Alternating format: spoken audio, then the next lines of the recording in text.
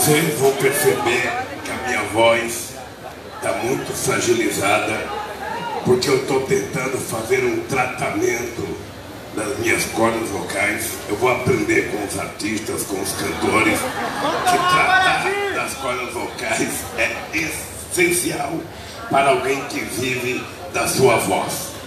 Eu não sei se for por conta de uma gripe, eu estou tentando fazer treinamento com fonoaudióloga. A Janja está me ajudando. Foi muita praia! Eu preparei um discurso por escrito porque eu preciso falar pausadamente e não deixar me empolgar. Porque ontem eu fui numa reunião com o PT, era para falar 10 minutos, eu falei 1 hora e 26 minutos. E eu, então, com o discurso por escrito, eu vou controlar meu tempo. Eu queria A gente dizer para perdoa! vocês que eu não poderia fechar o ano sem vir ao Rio de Janeiro fazer um agradecimento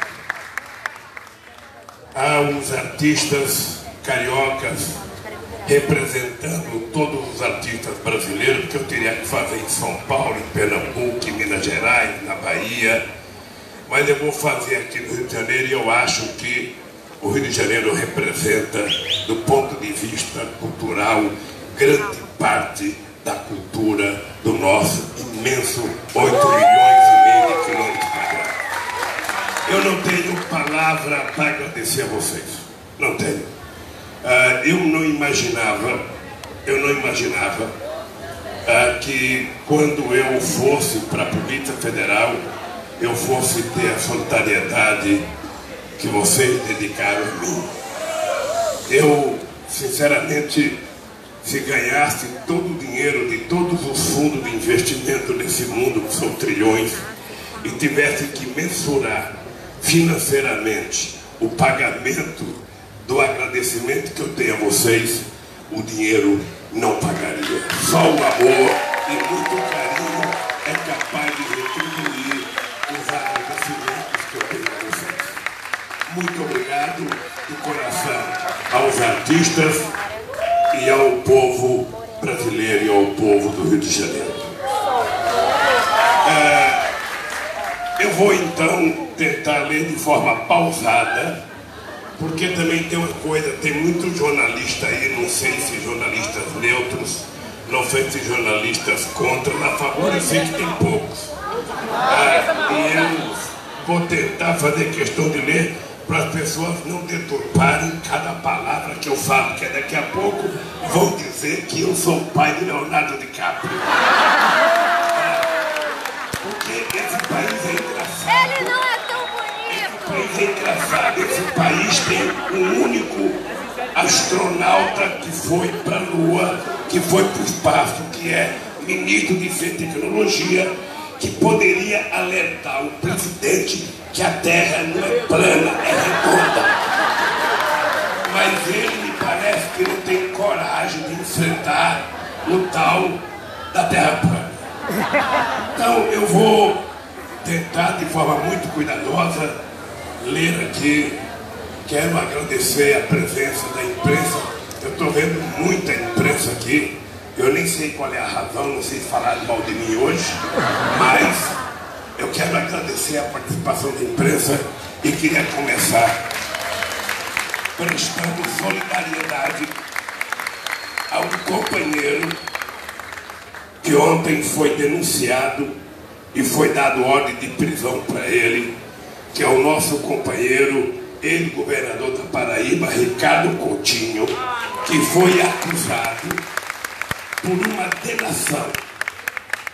Eu, até prova em contrário, tenho certeza que ele é inocente.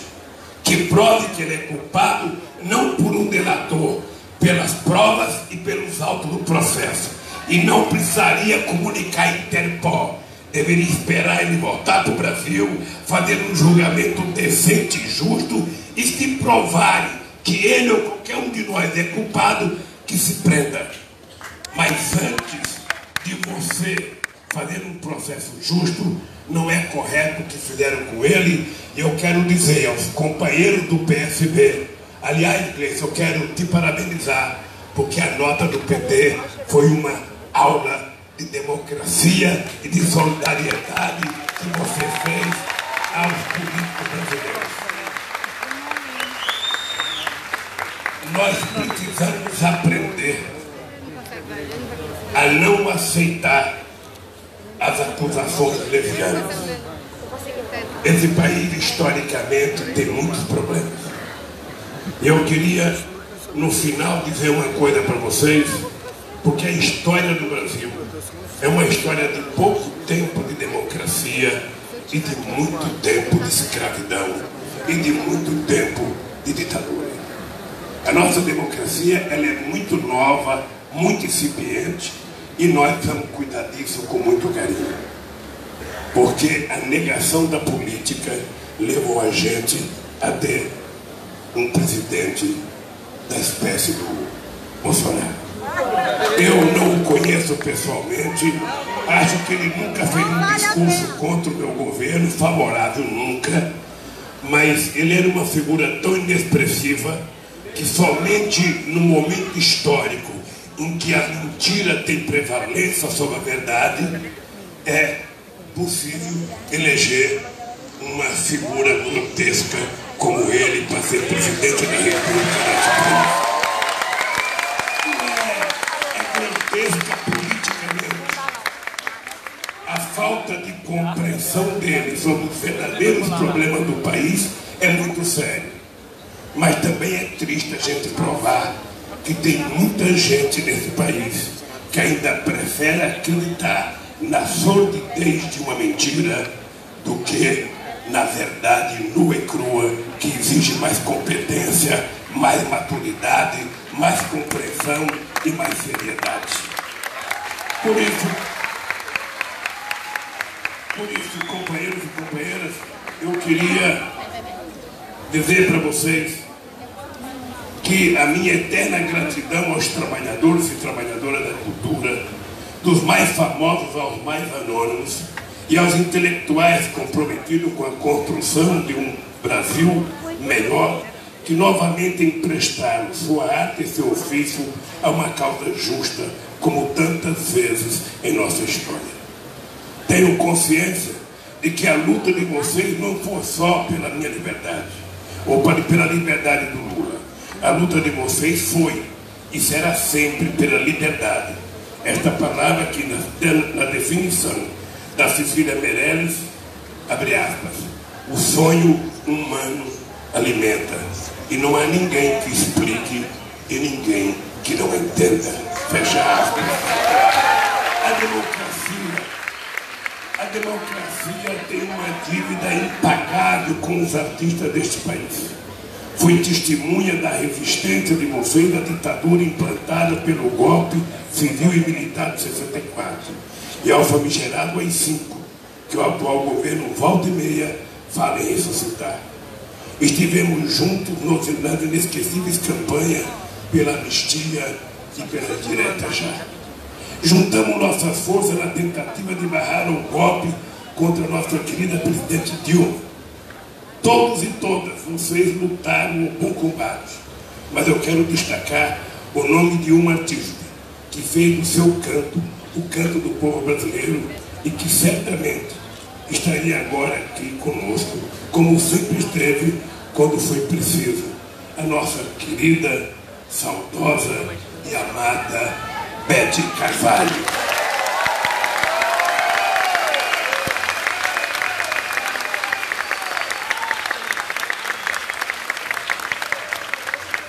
Eu hoje acompanho com imensa admiração a luta cotidiana de vocês contra a ascensão do fascismo no Brasil.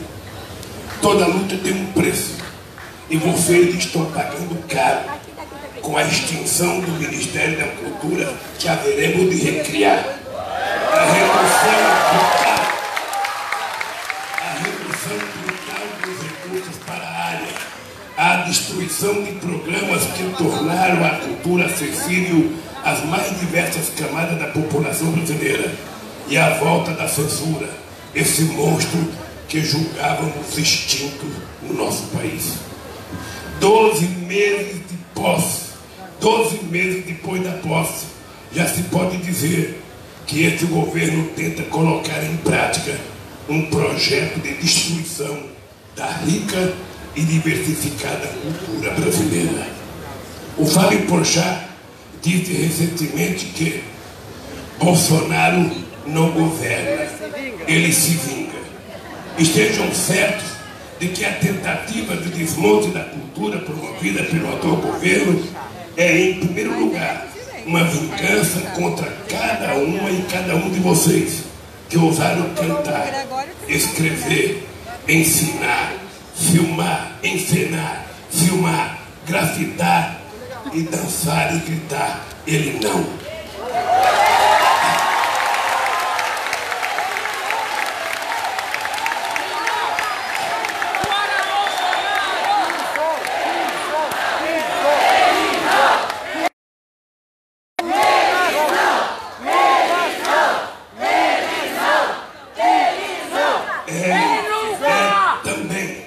A vingança contra tudo que a cultura representa para o ser humano e que é justamente o que este governo mais odeia e mais teme.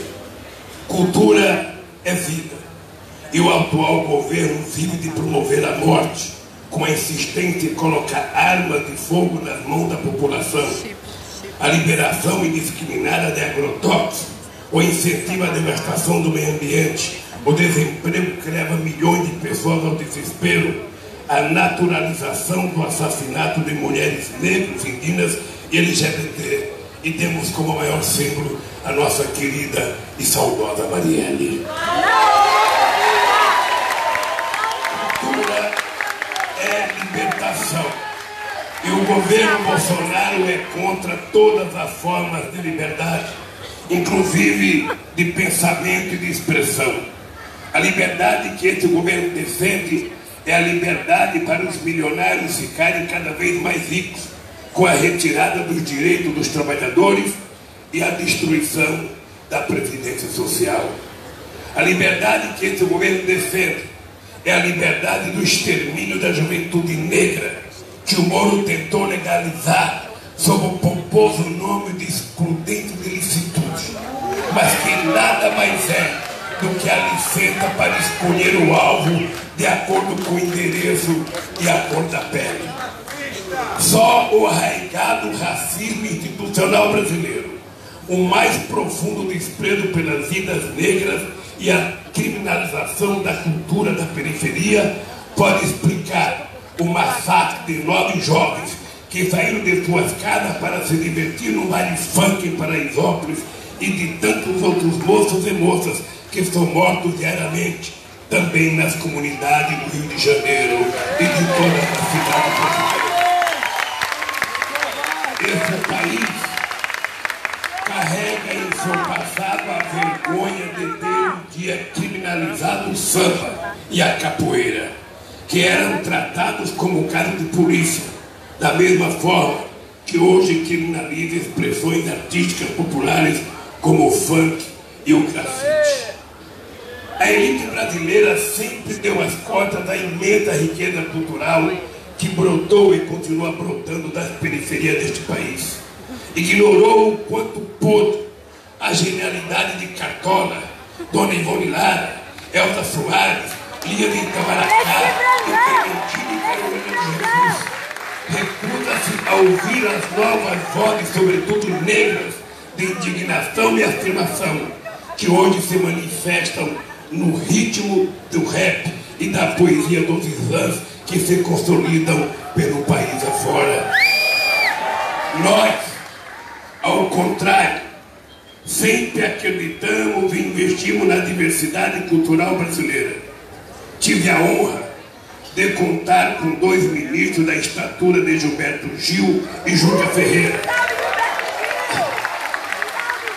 Enxergamos a cultura sempre em 3 dimensões: como direito de todos os brasileiros e brasileiras, como promotora do desenvolvimento social e econômico e como expressão da rica e diversa identidade brasileira.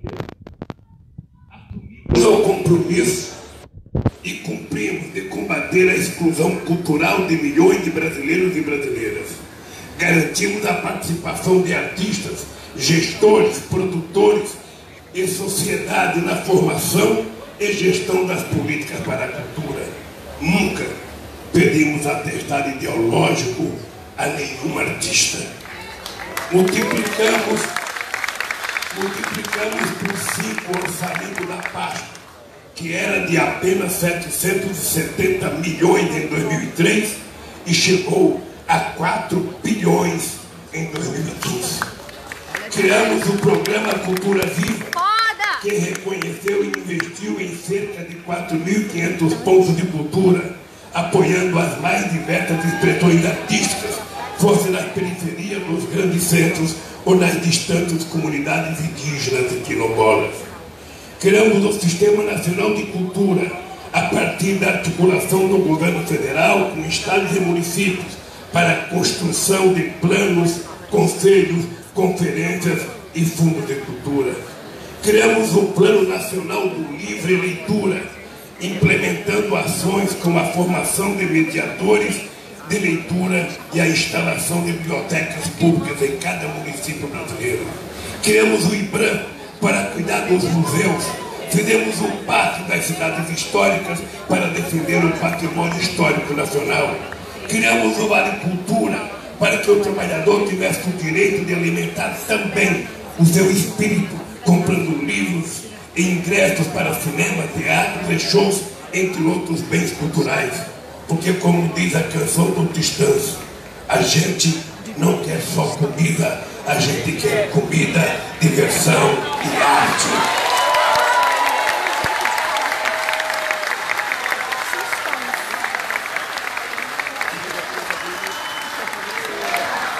Criamos uma política eficiente e vitoriosa para o audiovisual brasileiro, apoiando desde a produção até a exibição de filmes para cinema e séries para televisão, contando história do Brasil para o mundo e gerando milhares de empregos.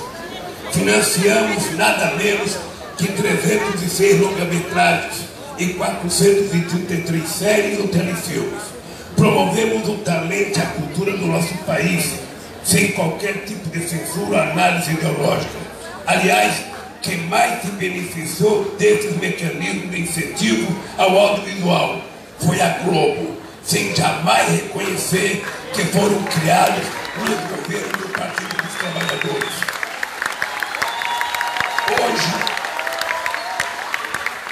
Hoje o audiovisual sofre com o descaso desse governo. O invencível talento de nossos realizadores e realizadoras continua produzindo boas notícias, como o reconhecimento internacional de A Vida Invisível, o sucesso de Bacurau no Brasil e no exterior.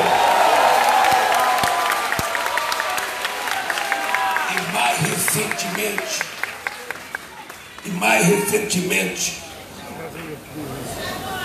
a pré-seleção de Democracia em Vertigem para o Oscar de melhor documentário. Mas milhares de trabalhadores e trabalhadoras altamente especializados são vítimas da tentativa de desmonte de um setor vital para a economia, para a construção da identidade brasileira. Inimigo da diversidade, o atual governo tenta censurar a produção e a veiculação de obras cujas temáticas não estejam de acordo com o conservadorismo hipócrita que eles pregam. Inventa toda sorte de dificuldade para o lançamento do filme Marighella, que conta um importante capítulo da nossa história e até hoje não conseguiu estrear em total país. Eu não sei qual é o problema total do filme Marighella, mas quem tiver contato com o Wagner Moura tem que dizer para ele, não espera muito. Se não permitir a exibição no cinema, vamos exibir o filme em praças públicas.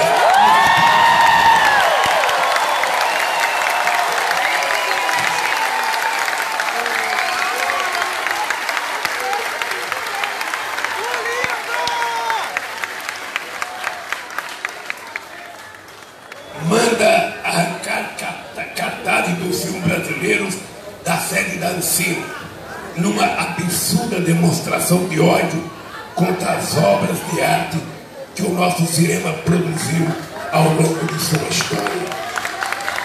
Chega ao cúmulo de insultar uma das maiores artistas que esse país já produziu, ignorando o fato de que a Fernanda Montenegro, olhando 30 segundos para uma câmera, fez muito mais pelo Brasil do que o Bolsonaro em 30 anos sentado na cadeira.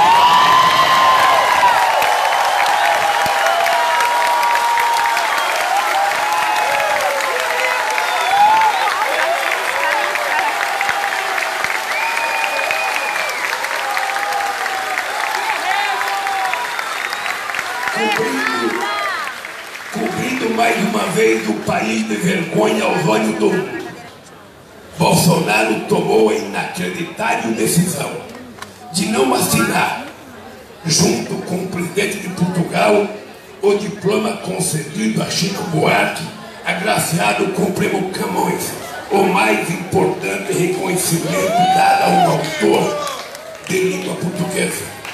Não satisfeito na sua ânsia de ferir a alma do povo brasileiro, disparou ofensas contra alguns dos nossos artistas mais queridos, a exemplo de Caetano Veloso, Gilberto Gil, Martim da Vila e tantos outros.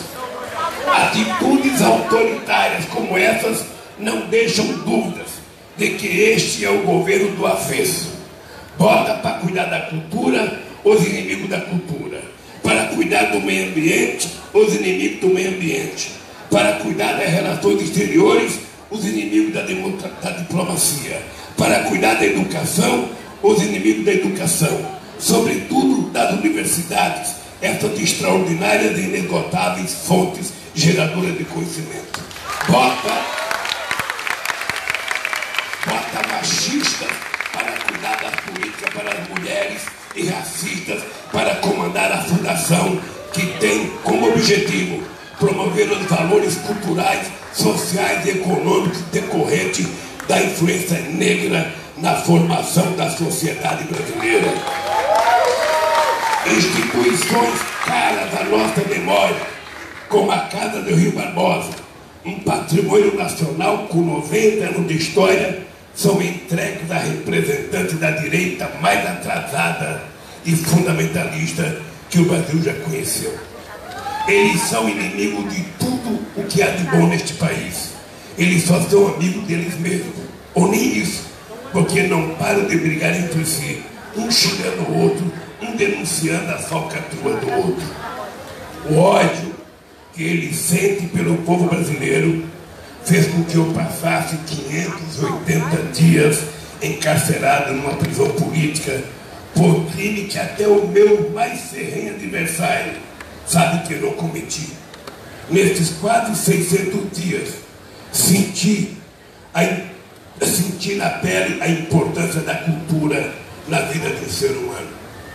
Eu renovava minhas forças ouvindo o bom dia, o boa tarde, o boa noite, presidente Lula, que os companheiros e companheiras da Virgínia Luz Livre entoavam todos.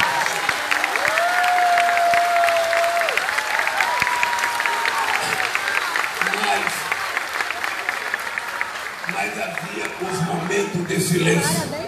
E o silêncio, como ensina Guimarães Rosa, é a gente mesmo demais. E o silêncio na prisão ecoa ainda com mais força dentro da gente. Eu lia para espantar o silêncio e a solidão. Lia para aprender, para adquirir novos conhecimentos, para sair de lá melhor do que entrei. Eu li para ser livre, porque quando você voa nas asas de um livro, quando você tem nas mãos uma arma tão poderosa quanto uma obra de arte, não existe grade nem parede que possa ficar.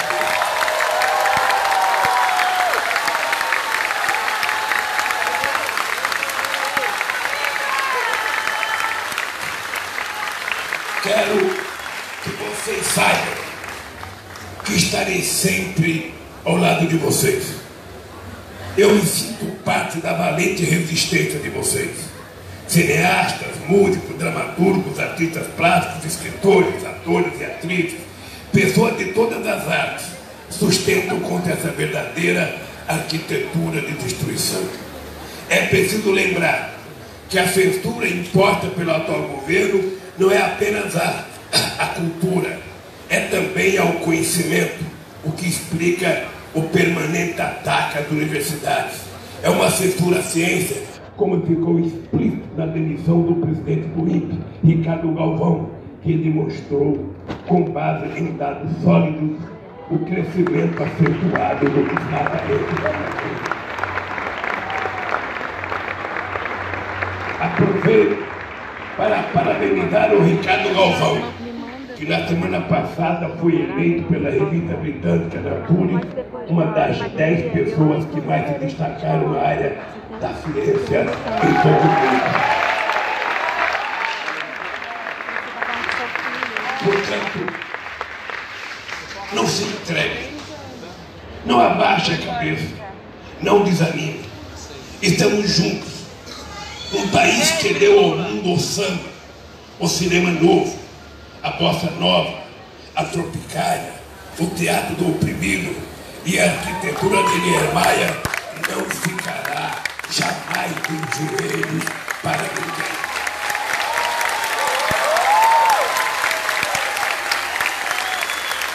Como na Alemanha nazista querem destruir o Brasil, começando pela cultura. Não permitiremos. Vamos resistir, como já resistimos a outros pesadelos. Estou de mãos dadas com vocês para defendermos juntos o legado da música, do cinema, do teatro, da literatura, de todas as expressões artísticas desse país. Antes de concluir, quero fazer um agradecimento especial aos intelectuais brasileiros, homenageando um dos maiores pensadores que esse país já teve e que é hoje revolucionário no mundo inteiro, o nosso querido Paulo Freire.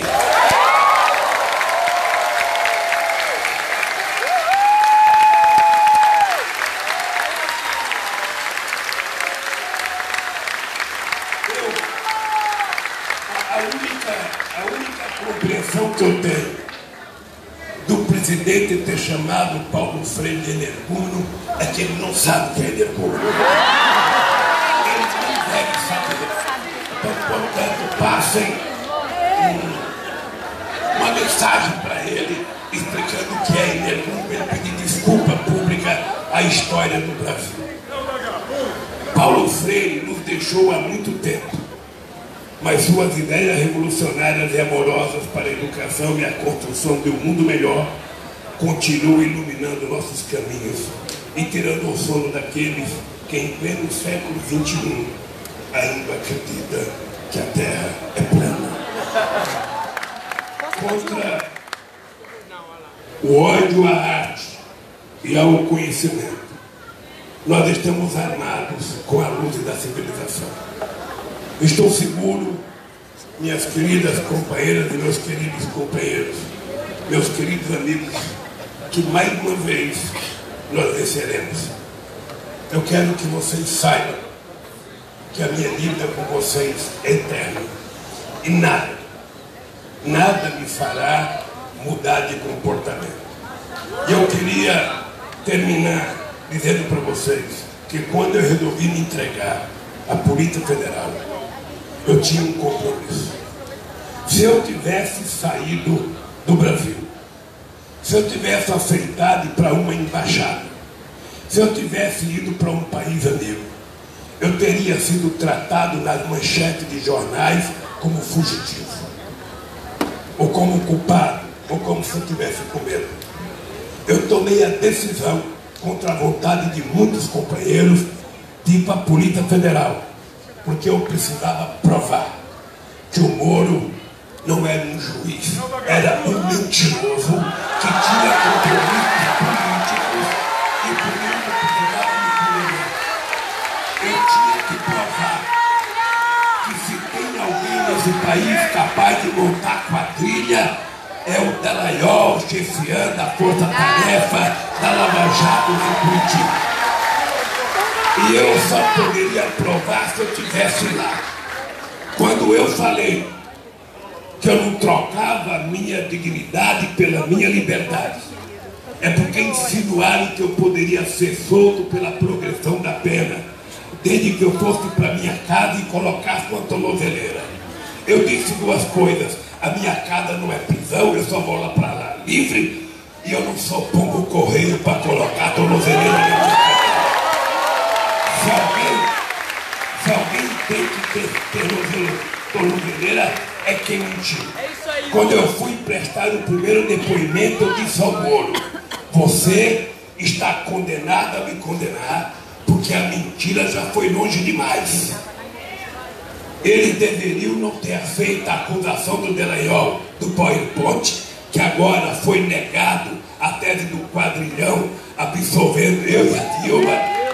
E o PowerPoint é o que criou a tese do mensalão, a tese do quadrilhão. Então, quando o juiz decretou a negação do quadrilhão, eles deveriam ter mandado prender o Dallagnol por ter mentido descaradamente ao povo brasileiro e ter tentado montar uma quadrilha, criando uma fundação, pegando 2,5 bilhões da Petrobras. E nós estamos descobrindo o dinheiro que eles tentaram pegar com outras delações para criar um fundo que eu acho que era até um fundo partidário, porque ele sonhava ser candidato a senador. O Moro, quando me condenou, eu fiquei esperando qual era o crime que eu tinha cometido.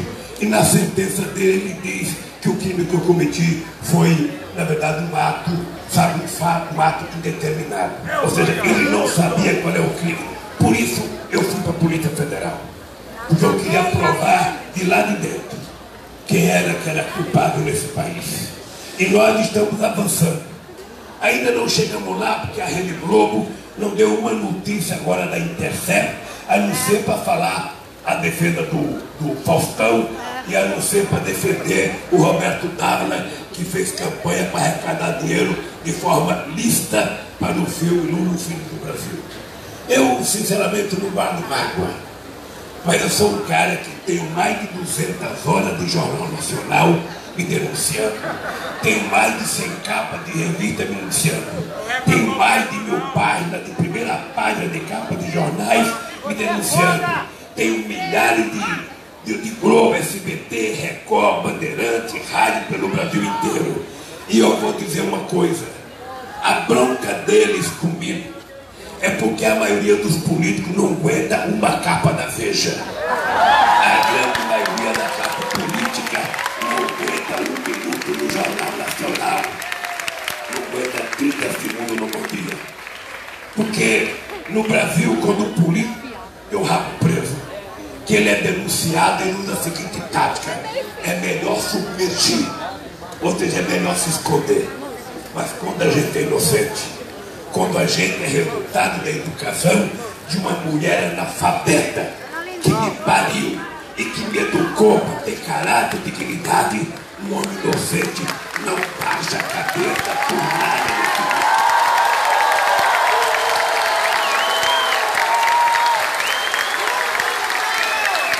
Eles têm que saber que a minha relação com vocês não é eleitoral.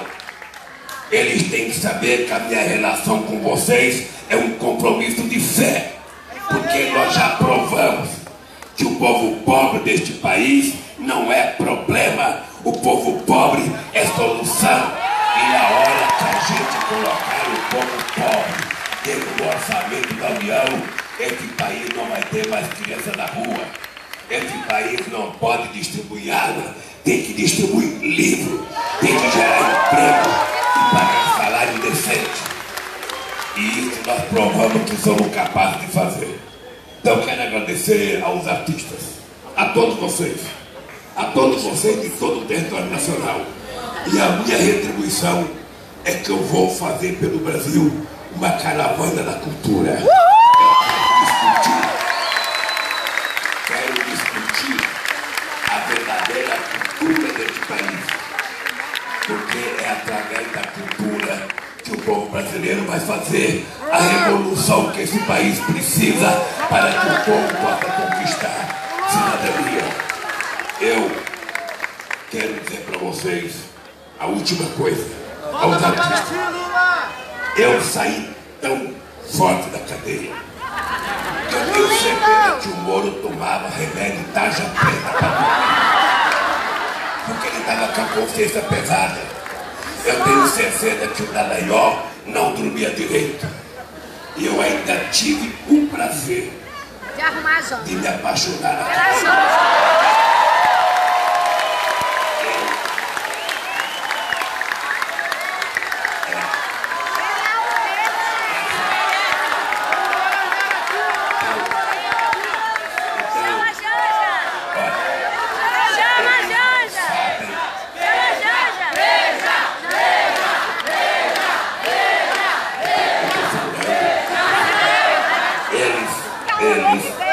Eles já tinham dificuldade de enfrentar, porque ele não suporta também, Freixo, a história do PT. Porque o PT é como um elefante, ele incomoda. O PT com 8 anos de existência, o PT disputando as eleições contra o companheiro Ulisses Guimarães, Brizola, Mário Covas, da FIFA, Leoniano Chaves e tantos outros, foi o PT que foi o segundo colocado. O PT foi o segundo colocado o PT em 89, em 94, em 98, em 2002 foi o primeiro, em 2006 foi o primeiro, em 2010 foi o primeiro, em 2014 foi o primeiro, em 2018 foi o segundo, mas poderia ser o primeiro. Em 2022 nós vamos voltar.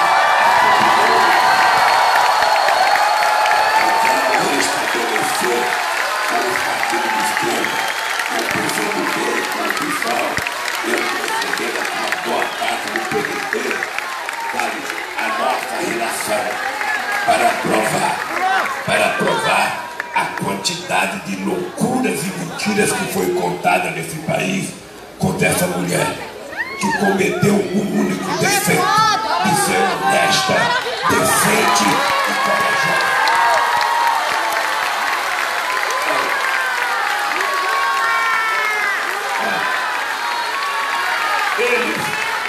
Eles não têm noção. Eu tenho muito processo, eu não estou livre não. Eu tenho muitos processos. Eu acho que eles vão tentar evitar que eu reconquiste o meu direito de ser candidato. Eu também já vou estar com 77 anos, está na hora de eu parar de ser candidato.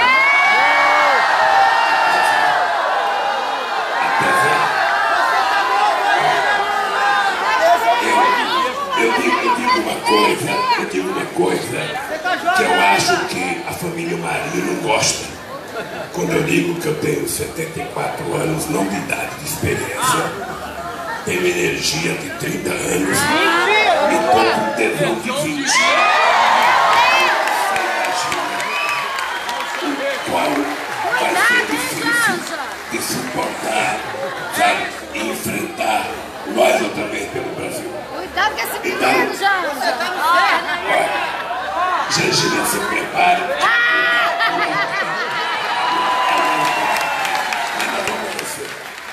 Eu quero que você saiba.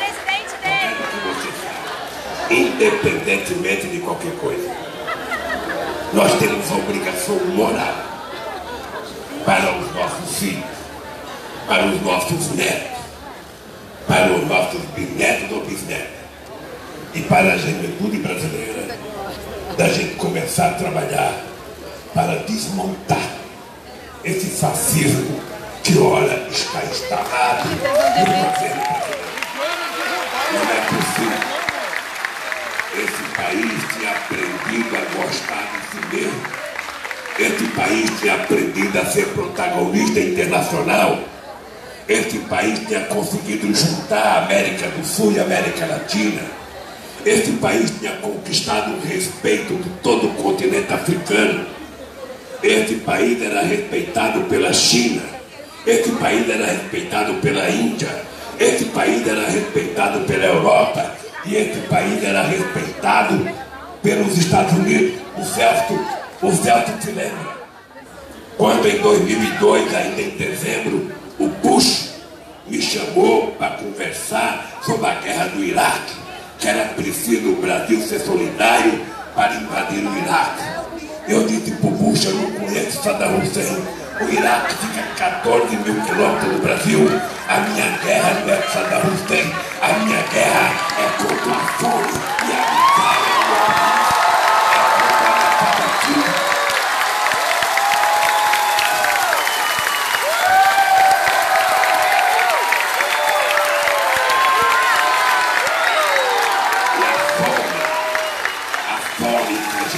Acabado nesse país, voltou às ruas do Rio de Janeiro, voltou às ruas de São Paulo e voltou na maioria das cidades brasileiras. Esse país não pode ser pequeno.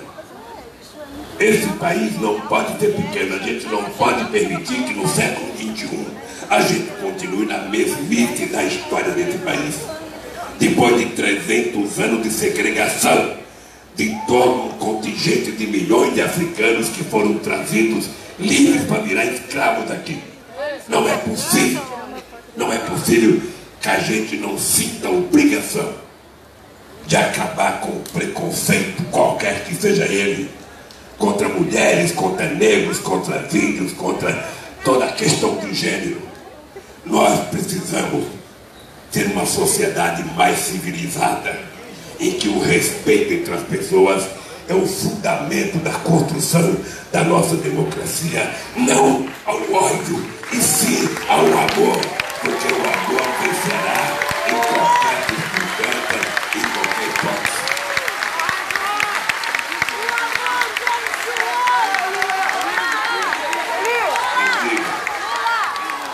Não diga que eu saí mais radical da cadeira.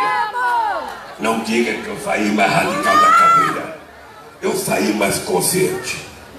Eu nunca li tanto sobre a África como eu li na cadeira. Nunca. E hoje eu tenho consciência. Por que a sociedade brasileira ainda mantém um preconceito racial? Porque quando eles tomaram a decisão, pressionado pelo mundo inteiro, para acabar com a escravidão, eles logo de cara encontraram um nome para os negros. Eram vagabundos. Ou seja, os negros saíram das cesalas, não tinham emprego, e ao invés de a pessoa se preocupar em arrumar emprego, começaram a chamar os negros de vagabundos. E até hoje, quando você vê uma pessoa procurando emprego e não tem emprego, está desempregada, a pessoa fala, não trabalha porque é vagabundo, não trabalha porque não quer. Esse Lula vai dar o Bolsa Família, vai tirar vagabundo. Esse Lula vai aumentar o salário mínimo, o povo não quer trabalhar. Gente, chega. Nós temos que ter agora que ser tomado por uma única palavra. As pessoas de bem deste país, as pessoas democráticas desse país, os artistas desse país. Nós temos que ter uma palavra para tocar o nosso dia a dia. É a indignação que deve tomar conta de nós, para a gente fazer o que tem que ser feito. Do fundo da minha alma, a gratidão que eu tenho por vocês, eu acho que é impagável. Eu só posso retribuir dedicando cada minuto da minha vida para ajudar a libertar e a melhorar a vida do povo brasileiro. Um abraço, gente. Muito obrigado por tudo. Feliz ano novo e feliz Natal para todos vocês. Um abraço. Lula, nós queríamos pedir para você para fazer duas fotos históricas. Uma foto com você aqui e com esse povo todo fazendo o Lula livre. E outra foto, você aqui com todo o povo da cultura que está no palco. Vamos lá, galera, todo mundo com Lula livre!